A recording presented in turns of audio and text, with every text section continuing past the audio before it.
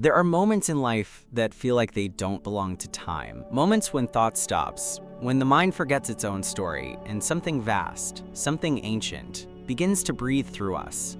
A Course in Miracles calls this a holy instant. But beneath the language, what it really points to is the physics of awakening, a precise instant when the circuitry of the ego goes silent, and consciousness remembers what it actually is. Imagine this. You've been living inside a movie that never ends, every scene determined by what came before. Your childhood shaped your fears, your mistakes shaped your defenses, and your memories sculpted your personality. Each moment is chained to the last, replaying patterns that feel like choice but are actually repetition. And then, suddenly, something breaks. A single instant of clarity arrives, unannounced, pure, effortless. You look around and nothing has changed, yet everything is different. The past has no weight. The future has no pull. You are completely here. That is the holy instant. It isn't a supernatural escape. It's the most natural event in the universe. An instant of alignment between perception and truth. In neuroscience, we might call it a synchronization of brain networks, when the chatter of predictive thought stops looping and the nervous system shifts into coherence. In spirituality, it's the end of separation, a moment when the observer and the observed collapse into one field of awareness. In human language, it simply feels like love. The Course says the holy instant is the Holy Spirit's most useful learning device for teaching us love's meaning. And if we translate that into modern terms, it means this: the universe has built into you a reset button, a neurological, emotional, and spiritual mechanism designed to lift you out of pattern and return you to presence. Every time you step into that gap between two thoughts, two reactions, or two breaths, you step into the interval where miracles are born. But why is it so rare? Because we've built entire civilizations around the opposite principle: continuity. We worship the story of ourselves. We replay, revise, and rehearse it until our identity feels real. And yet the holy instant asks us to do the unthinkable, to stop being the main character for one breath and become the awareness that watches it all. That single act of surrender can move evolution forward 1,000 years. When the Course says one holy instant can save you time, it's not speaking metaphorically. Time is not a straight line. It's psychological. The brain constructs time by comparing one moment to another. So when you enter a state beyond comparison, beyond past and future, you literally step out of time's arithmetic. The mind pauses, and eternity seeps through the cracks. There's something biologically measurable about this. Heart rate drops, prefrontal overactivity slows, and waves of alpha and gamma synchronize across the cortex. But beneath those physical changes is something that no instrument can record: a remembrance. It's as if consciousness whispers, "You were never lost. You only dreamed of distance." The holy instant is not achieved, it's allowed. It doesn't come from effort, but from the exhaustion of effort. It arrives when the mind has nothing left to defend, when it no longer argues with reality. It's a quiet melting, not a breaking out. A surrender so complete that peace rushes in by default. And yet this is not the end of action. It's the beginning of true movement. Because once you've touched that stillness, everything you do afterward carries its resonance. You become a node of coherence in a chaotic field. Your presence calms rooms before your words arrive. You move through life as if guided by an invisible center, an eye within the storm that never closes. So what happens inside that instant? What's actually occurring when perception dissolves into love? Psychologically, it's the suspension of judgment. Physically, it's the release of contraction. Spiritually, it's the remembrance that you are not the waves. You are the ocean that allows them. Think of the holy instant as an intersection between worlds. The horizontal axis of time meets the vertical axis of eternity. At that crossing point, every possibility exists, but only one truth is felt. The ego lives along the horizontal, always becoming, never arriving. The spirit lives along the vertical, forever now. Where they intersect, heaven touches earth, and the human remembers it was never anything but light. In daily life, this might look ordinary. You're walking through a crowded street, noise everywhere, the weight of 1,000 thoughts pressing in. Then, A single sound, perhaps a child laughing or a bird echoing between buildings, cuts through the noise. In that fraction of a second, awareness widens. The noise is still there, but you're no longer inside it. You're watching the world breathe, and you realize you are not separate from the breathing. The Course calls this the interval between, an out-of-pattern time where the machinery of the past pauses. It's like the silence between heartbeats. Everything that defines you disappears, yet somehow, you are more yourself than ever. And when you return to time, the pattern has shifted. Compassion arises without effort. You forgive without analysis. You look at someone who once triggered your pain, and instead of tension, you feel recognition. It's as if the light inside you remembered the light inside them.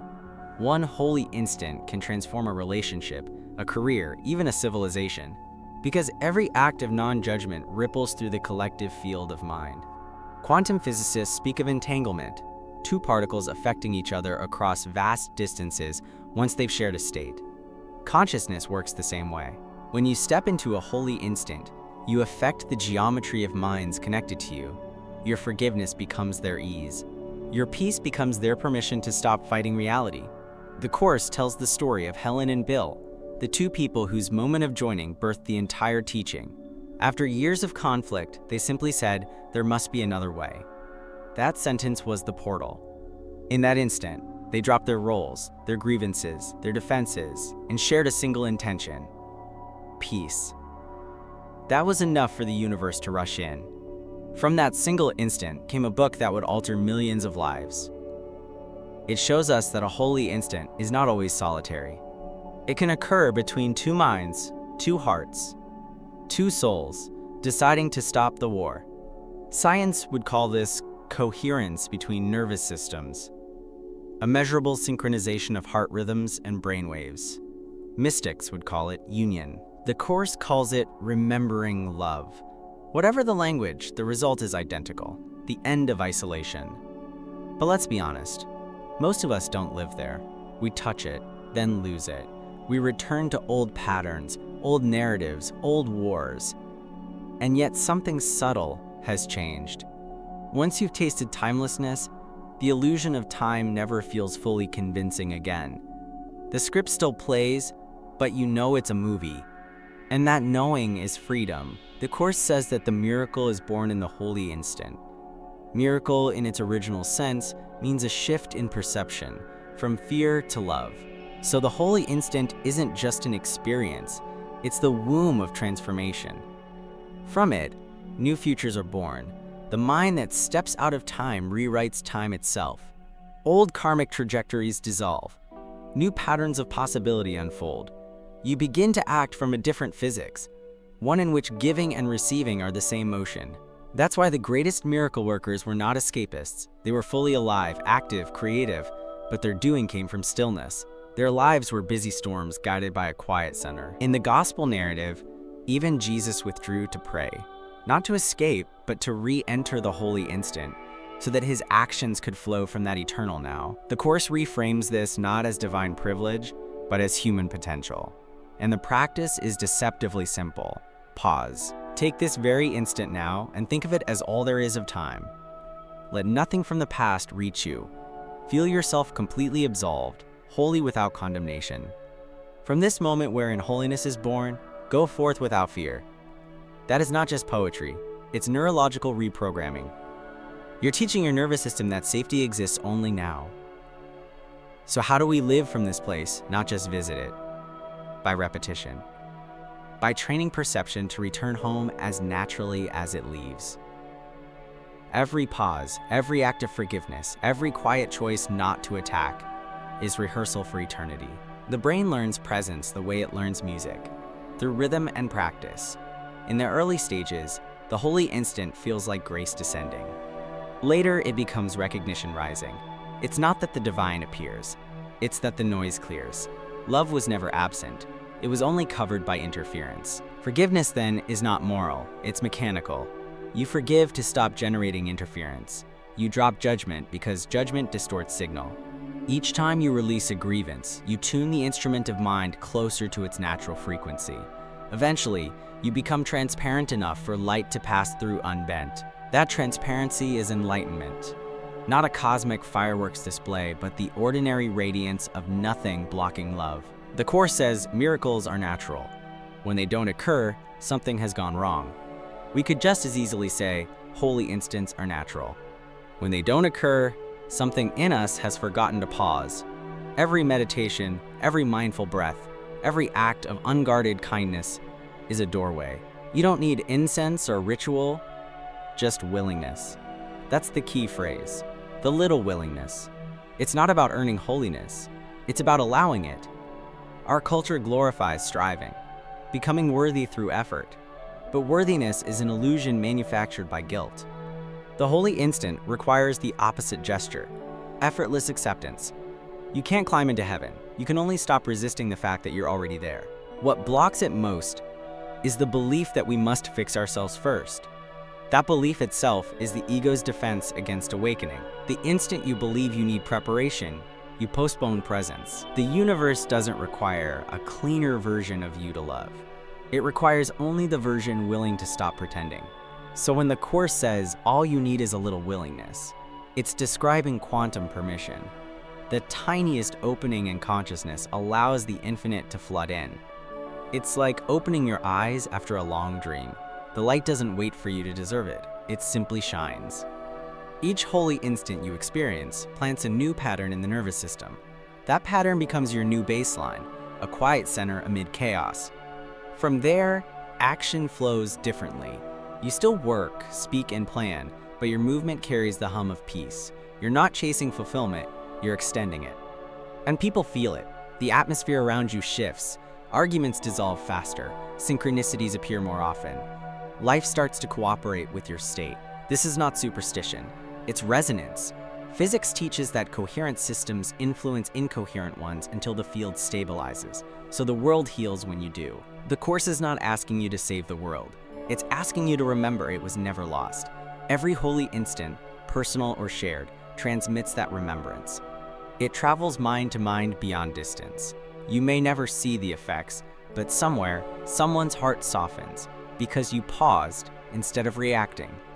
That's the quiet miracle, the invisible network of redemption unfolding through small acts of presence. The goal is not to chase experiences of light, but to normalize them, to make peace as natural as breath. The Course calls this living from the quiet center of the storm.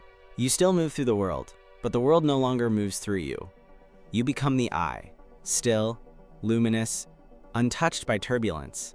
When enough individuals live from that center, civilization itself begins to shift.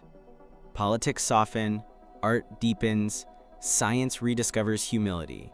We stop competing to be right and start collaborating to be awake. That is the collective holy instant, the dawn of an unbroken now. And maybe that is what the next stage of human evolution truly means. Not faster technology or stronger bodies, but an intelligence capable of timeless awareness inside time. A consciousness that remembers eternity while paying bills and raising children. That, ultimately, is what the Course in Miracles was pointing to all along. Because the holy instant is not a miracle you receive, it's the truth you remember. And the more often you remember, the less distance there is between you and God, between you and anyone else, between one breath and forever. So take this very instant now, pause. Everything that ever was or will be is contained in this heartbeat. Let the movie fade, the roles dissolve, the story pause. And in that silence, notice what remains. That, right there, is the holy instant, and it has been waiting for you all along.